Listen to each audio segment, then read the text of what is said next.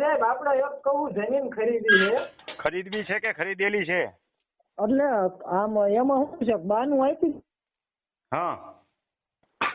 અને એમાં એવું છે કે ભાઈને 9.5-10 વીઘા જમીન છે અને જે એનો દાર જે રહ્યો ને પાણીનો વેણ જે કૂવો તો નથી પણ આમ કૂવા જેવું થોડુંક કરેલું છે પાણીનો સંગ્રહ કરવા માટે અને દાર છે બોરવેલ ગળાયેલો. એ બોરવેલ એટલું ના પાડે છે 3 થી 4 ગુઠા કે મારે રાખવું છે અને બીજું હું ખાતે કરાવી દઉં એમ.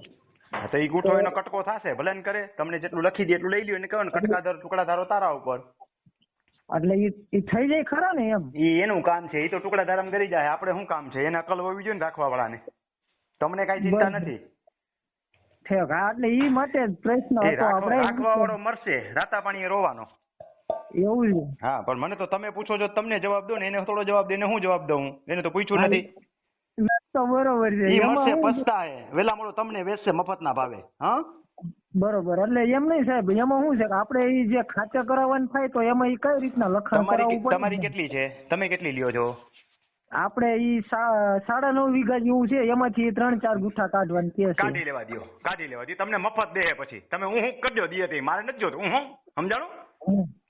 એટલે પાણીના ભાવે તમને દેશે. અત્યારે કાઢી લ્યો લખાવીને કઈ રાખ તારી પાસે. હા ઓકે ઓકે. ઈ ખાલી લખાણ કરાવવાનું ને? તો કોઈક વકીલ રાખ્યા હશે ને તમારે બીજું ઘણું ચેક કરવું પડશે ને. એ તો ચેક કરાવી લીધું છે ને બધું. નકર ભાઈ તમારું ઊંઘ નીકળી જાય પાછું. ના ઈ તો ઓકે જ છે એમ તો.